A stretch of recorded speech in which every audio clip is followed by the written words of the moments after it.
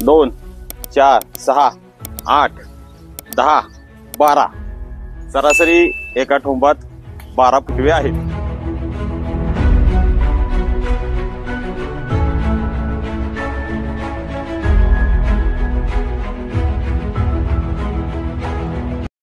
नऊ महिन्याचा ऊस आहे, त्याच्या कांड्या मोजतो. 1 2 3 4 5 6 7 8 9 10 11 12 13 14 15 16 17 18 19 आणि 20 कांड्याचा ऊस 9 महिन्याचा चालू आहे.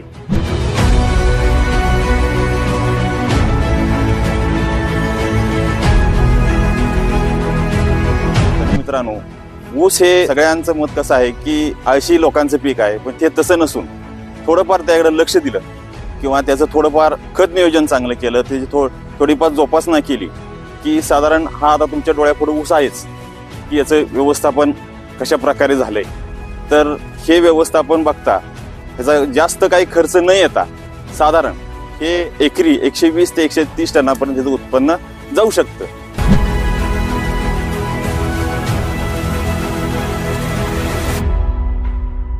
हा ऊस चांगला कसा ओळखायचा त्याचे एक तुम्हाला लक्षण सांगतो. ह्या ज्या ऊसाची पान आहे ह्याची रुंदी कमीत कमी 4 बोटा एवढी हवी. ह्या पानाची जी शीर आहे हे एकदम चकचकीत पाहिजे आणि हे जे पान दिसते हे हिरवगार टवटवीत असं दिसलं पाहिजे.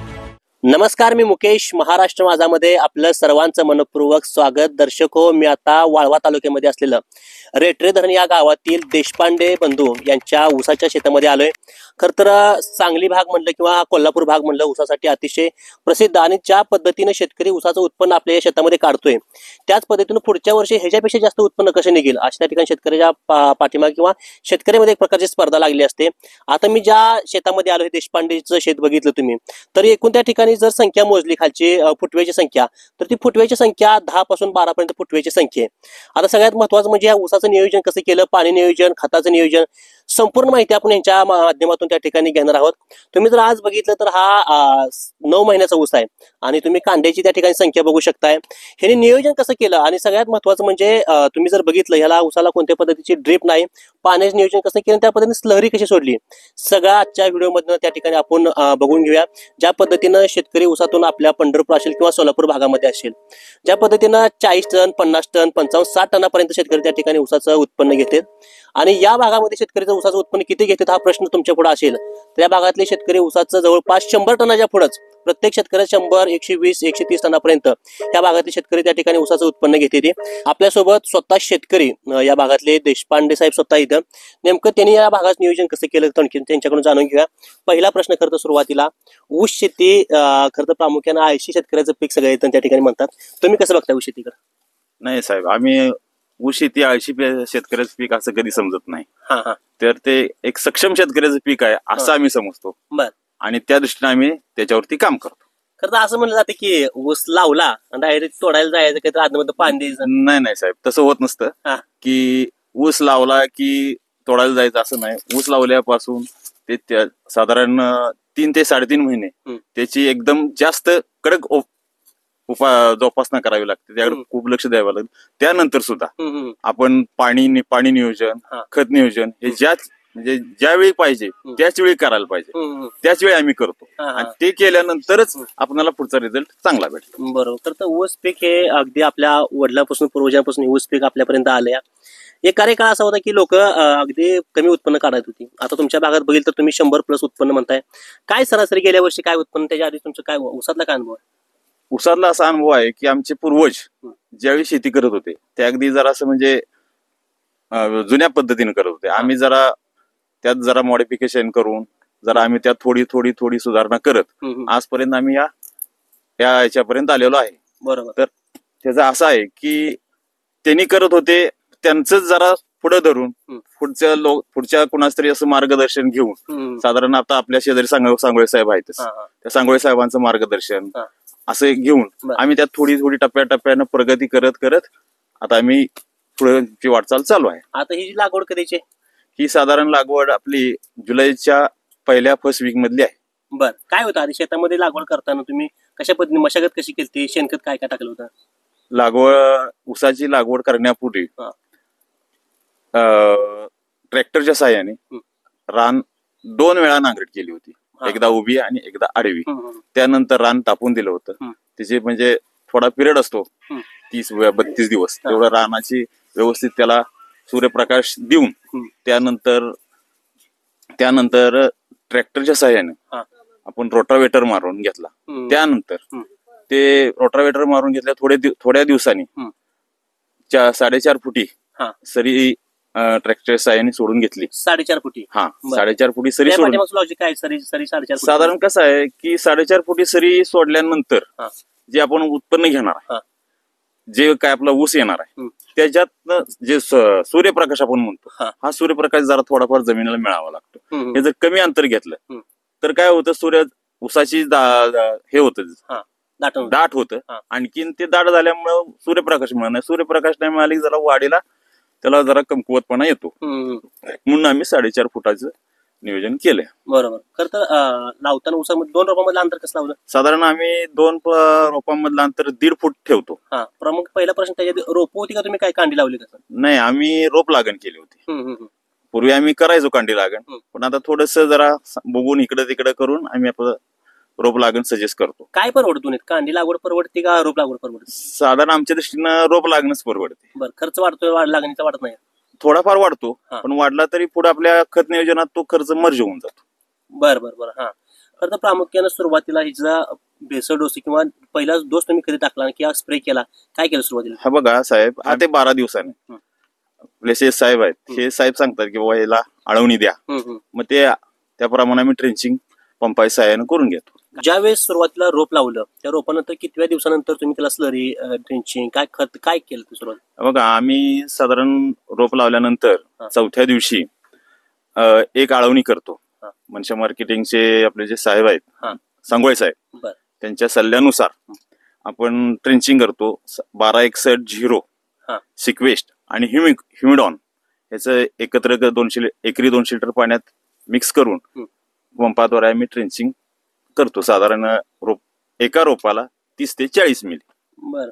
आता आता ट्रेंचिंग करताना बघितलं तर या ठिकाणी ड्रिप पद्धत नाही, कुठं मोकळं पाणी, कसं पाणी त्याला चालेल? ते पंपानं आपण आता ड्रिप नाही तर आम्ही काय करतो की हौदामध्ये सगळं औषध तयार करून घेतो आणि एक पंपात घालून त्या पंपाच्या साहाय्यानं प्रत्येक रोपाभोवती त्याचं ड्रेंचिंग केलं जातं. बरोबर. तर सुरुवातीपासून याला पाणी, ऊसाला सांगितलं की पाणी मोठ्या प्रमाणात लागतं का पाणी? आमच्या भागामध्ये ऊसाला अगदी गुडघे इतकं भरून पाणी दिलं जातं. तुमच्याकडे काय पद्धत आहे? असं नाही, गुडघ्या भरून पाणी लागत नाही, पाणी थोडंच लागतं, फक्त ज्या वेळेचं त्यावेळी लागतं. म्हणजे आज आवश्यकता आहे तर आवश्यकतेनुसार पाणी आम्ही त्याला देतो. बरोबर. खरं नंतरच्या स्टेजमध्ये खताचं नियोजन कसं करण्यात आलं? त्यानंतर असं आहे की आता पहिली एक आळवणी झाली की लगेच आम्ही 10 दिवसानं परत 15व्या दिवशी दुसरी आळवणी घालतो. त्यात तुमचे जीवाणू, नायट्रोक्लिक, फॉस्फोलोकिक आणि पॉट्सक्लिक हे येतात. ह्याचं पण पहिल्याप्रमाणे ट्रेंचिंग करून त्या रोपाच्या भोवतीनं दिलं जातं.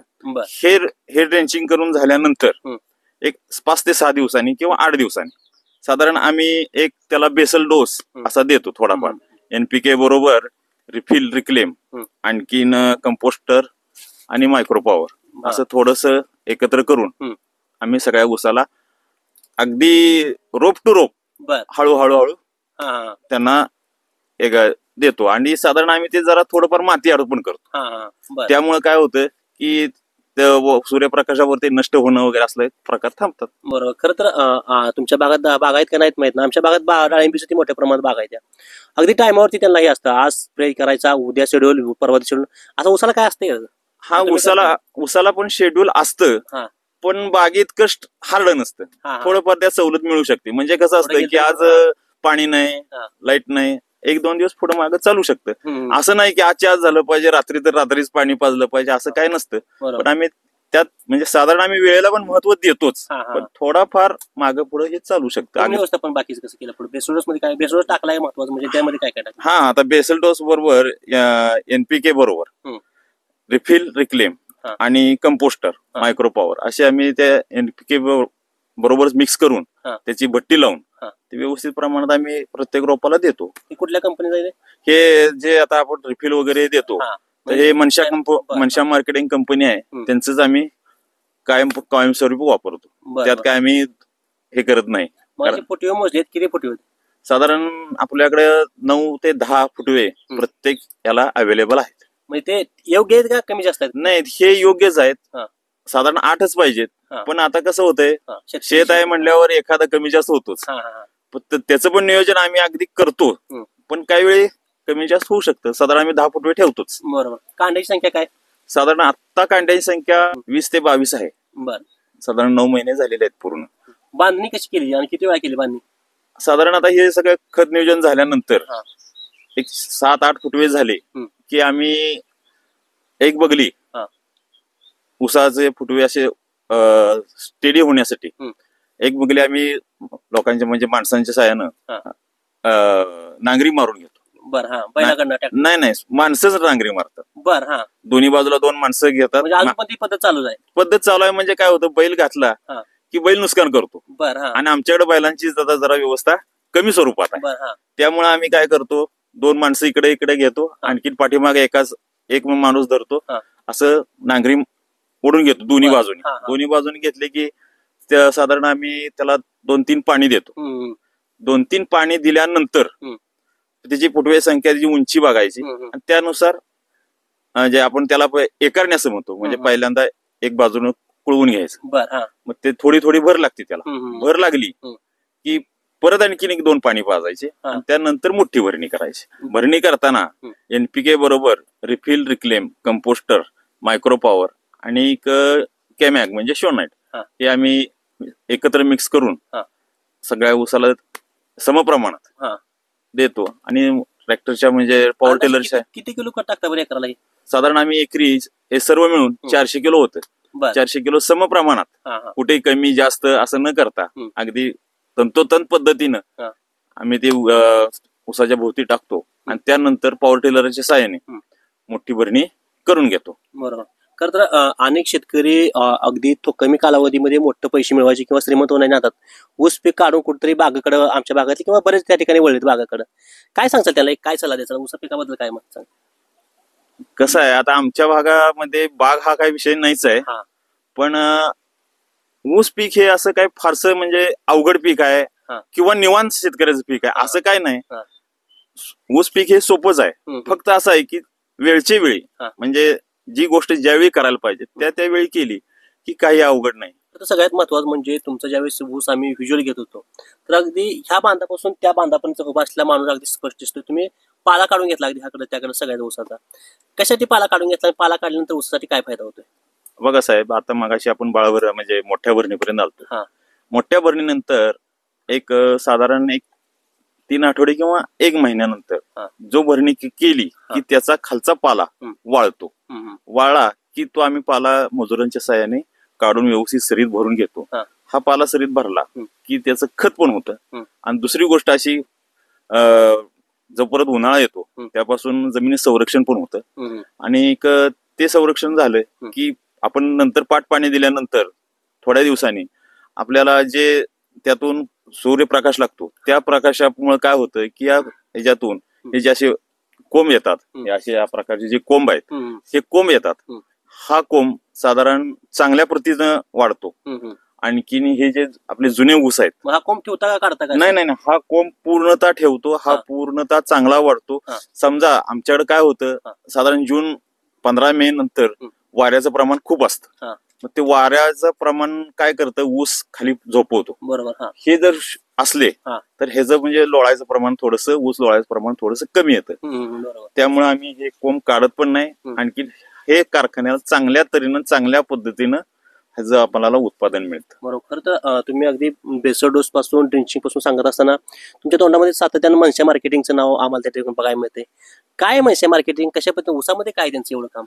हा बघा, मनशा मार्केटिंगचं ऊसामध्ये असं आहे की अगदी रोप लावणीपासून ते ऊस जाईपर्यंत हे आम्हाला सगळे मनशा मार्केटिंगचे जे आपले साहेब, सांगोळे साहेब, हे वेळोवेळी प्रत्यक्ष येतात.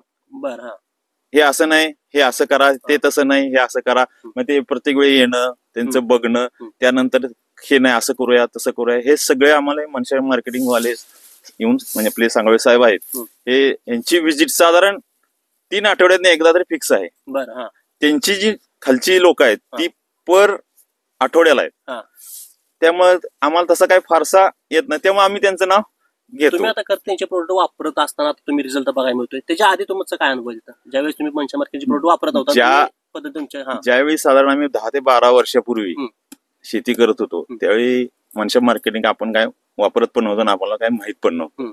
त्यावेळी काय व्हायचं की लागण केली की ते हुमणीच लागली, ते कुठं सुलाकीच लागली, हे सगळं प्रकार व्हायचे, नुकसान व्हायचं. मग ज्या पद्धतीने आता ही जी तुम्ही कोंब बघतायत अशी कधी कोंब येणार नाहीत. मग त्यांचे जे सल्ले आहेत वेळोवेळी मिळणारे हे आम्ही एकदम करेक्ट फॉलोअप घेतो त्यांचा. तो फॉलोअप घेतल्यामुळे आपल्याला उत्पादन मिळू शकतं. बरोबर. आणखीन कसं आहे त्यांचे जे प्रोडक्ट आहेत ह्या प्रोडक्ट इतके सुंदर आहेत की लाजवाब. ह्याला 1 वर्ष आम्ही दुजारा देऊन आम्ही दुसऱ्या कंपनीचं पण वापरून बघितलंय. पण ते मनशा मार्केटिंगचे प्रोडक्ट आणखीन ते प्रोडक्ट ह्यात खूप फरक पडतो. उत्पादनात मग फरक पडला की ऑटोमॅटिकली ऊस कमी येतो, ऊस कमी आला की उत्पादनात फरक पडतो. मग 10 रुपयाकडे म्हणजे कसं आहे पैशाकडे बघण्यापेक्षा क्वालिटी कशी चांगली येईल. आता कशामध्ये तुम्ही बघताय तर ऊसामुळे तर अनेकांचे जमिनी नापीक होत चालल्या. त्या ऊसासाठी शेतकरी मोठ्या प्रमाणात खर्च बी करतोय, सेंद्रिय रासायनिक अशी मोठ्या प्रमाणात बेसोड त्या पद्धतीने टाकतोय. त्या मनशा मार्केटिंगचा काय शेतामध्ये काय परिणाम होतोय, शेतीची काय नापिकता वाढते असं काय होतंय? नाही, मनशा मार्केटिंगच्या खतामुळे नापिकता वाढत नाही. तर त्यांचे जे काही आयटम आहेत जे आपण NPK बरोबर देतो हे पूर्णतः नॅचरल आहेत. ते खत म्हणजे पाला कुजवणे असेल, ट्रेंचिंग असेल, म्हणजे जीवाणू त्यांचे जीवाणू आहेत बॉट्स क्लिक, ट्रायको जे आहेत हे जे जीवाणू दिले की काही नाही, म्हणजे तुमचा रासायनिक टाकल्यामुळे जे जमिनीचा पोत सुधारत नाही हे टाकलं की कम्प्लीट त्यांचा पोत सुधारून जातो. आणि ह्याचा आम्ही अनुभव पण घेतलाय. जमिनीसाठी पण चांगला आहे. असं नाही की आज ह्या वर्षी 120 टन घातला आणि पुढच्या वर्षी 60 टन येणार असं काही नाही. कारण त्यांचे जे वेळोवेळी सल्ले असतात, NPK दिलंय जीवाणू द्या, जीवाणू झालेत NPK, जे काय आहे ते वेळची वेळी असल्यामुळे जमीन आमची काय नापीक होऊ शकत नाही. तुम्ही आता बघतायच कुठेही तुम्ही पाय द्या तिथं तुम्हाला जमीन भुसभुशीतच लागणार. बरोबर. ऊसाला सरासरी जर तुम्ही पद्धतीने तुमच्या पद्धतीने जर शेतकरी गेलाच पुढे मनशा मार्केटचे प्रोडक्ट वापरले, सरासरी काय एका पिकाला काय खर्च येतो? साधारणपणे NPK मनशा मार्केटिंग आणखीन बाकीचे म्हणजे तणनाशक आणि काय इतर औषधं जर लागली, लागतातच असं नाही, लागली साधारणपणे आपला 1 लाख रुपयेपर्यंत त्याचा खर्च जाऊ शकतो. 1 लाख रुपये? 1 लाख रुपयेपर्यंत खर्च जाऊ शकतो. आणि आपल्याला साधारण एकरातून 3.5 ते 4 लाख रुपये उत्पन्न होतं. मग त्यातून 1 लाख गेलं तर साधारण आपला 3, 3.5, 3.5 लाख रुपये आपल्या पर एकर आपल्याला उत्पन्न राहू शकतं. बरोबर. किती महिन्यात तुमचा ऊस जातो इकडे? साधारण आपला ऊस हा 14 ते 16 महिन्यात जातोय. तर अतिशय महत्वाचं म्हणजे शेतकऱ्यांनी ज्या पद्धतीनं ऊस अगदी आमची बोलताना सुरुवात तशी केली, ऊस लावायचा आणि कारखान्याला पाठवायचा, त्याच्यामध्ये ज्या घडामोडी होती त्या ठिकाणी शेतकऱ्याकडून आपल्याला बघायला मिळाल्या.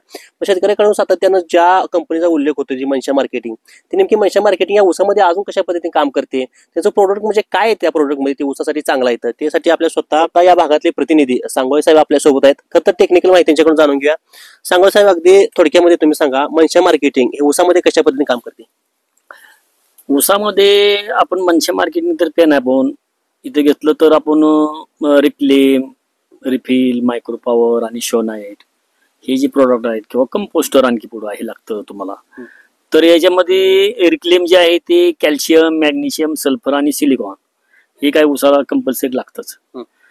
त्याच्यानंतर जो रिफिल प्रोडक्ट आहे तो म्हणजे त्याच्यामध्ये ऑर्गॅनिक फॉस्फेट प्लस त्याच्यामध्ये टोटली 16 प्रकारचे बॅक्टेरिया दिलेले आहेत. त्याच्यामुळे काय होतं, जमीन बाद होत नाही. दुसरी गोष्ट दिलेलं NPK त्याला वेळोवेळी उपलब्ध होतं, जमीन भुसभुशीत राहते.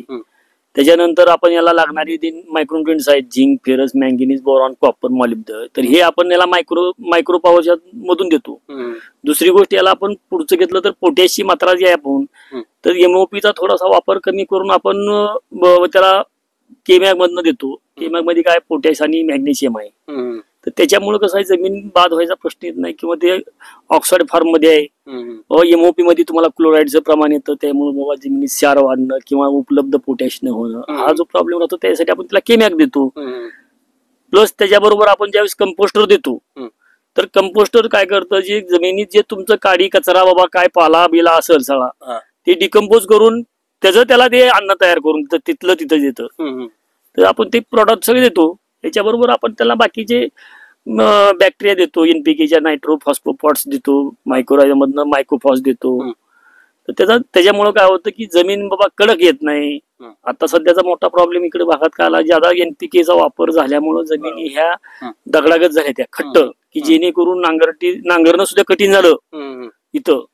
आणि त्या जमिनी आता सुट्ट्या व्हायचं म्हणजे फार अवघड झालेलं आहे. त्याच्यामुळे काय होतं की बाबा कडकपणा आल्यानंतर बाबा उगवण शक्ती कमी होणं, फुटवा कमी होणं, ऍव्हरेज न बसणं, सगळं उलट होत चाललं. तर आपण जे देतो, जिथं डोस देतो किंवा आपण जे प्रोडक्ट देतो, त्याच्यामुळे बाबा शेतकऱ्यांना की ह्याचे प्रॉब्लेम कमी येतात. कमी म्हणजे येतच नाही थोडक्यात. टार्गेट काय असते, किती टनापर्यंत टार्गेट असतं? टार्गेट तसं 100 ते 120 टन, पण जमीन मारून नाही, जमीन ठेवून करायचं. बरोबर. नाहीतर उत्पादनाच्या मागे लागून जर अति खताचा वापर केला तर पुढच्या वर्षी पुढं काय पेरायचं. बरोबर. तर सगळ्यात महत्वाचं म्हणजे सुरुवातच तशी केली होती की ऊस हे 80 शेतकऱ्याचं पीक समजलं जात होतं. ऊसातून त्या ठिकाणी एकदा ऊस लावला अगदी तोडायला जायची अशी प्रथा काय बऱ्याच शेतकऱ्यांनी त्या ठिकाणी आहे. पण या ऊसातला जर तुम्ही चांगलं बारकावा अभ्यास केला, ऊसाचं अगदी नियोजन केलं, अगदी लागवडीपासून ते अगदी खत असेल, बेसळ डोस असेल, त्याची बांधणी असेल, मजूर असले, असं एकूण सगळं पाण्याचं नियोजन जर तुम्ही केलं तर हे ऊस तुम्हाला चांगल्या पद्धतीचं पैसे त्या ठिकाणी मिळवून देणार आहे. आपण बघत आलोय जर त्या वर्षी त्या ठिकाणी ऊसाचा पण दर त्या ठिकाणी वाढला आहे. आता जो मी सांगली भाग आहे 3,500 रुपयाचा दर या शेतकऱ्याला त्या ठिकाणी भेटणार आहे. आणि यांचं टार्गेटच 100+, जर त्या वर्षी 100+ त्या ठिकाणी शेतकऱ्यांचं टार्गेट असणार आहे. पण त्यासोबत सगळ्यात महत्वाचं म्हणजे ही असणारी काळी माई आपली ही जमीन त्या ठिकाणी सुद्धा ऊसासोबत चांगली जपली पाहिजे. कारण ही जमीन आपल्या पुढच्या पिढीला द्यायची आणि पुढच्या पिढीला देत असताना काहीतरी चांगलं दिलं पाहिजे. त्यामुळे आपणच त्या ठिकाणी ह्याची काळजी घेतली पाहिजे. जास्त उत्पन्न काढायच्या अपेक्षेनं त्या ठिकाणी चांगल्या मोठ्या किमतीचे औषध त्या ठिकाणी एनपीके असेल याचा वापर भरीमार जर ऊसामध्ये तुम्ही केला तर त्या ठिकाणी तुमची जमीन ही उत्पन्न चांगलं देईल एखाद्या 1-2 वर्ष, पण ही त्या ठिकाणी जमीन तुमची नापीक होणार आहे. 3ऱ्या वर्षी तुम्हाला त्याचा परिणाम त्या ठिकाणी या पिकामध्ये, या शेतीमध्ये बघायला मिळणार आहे.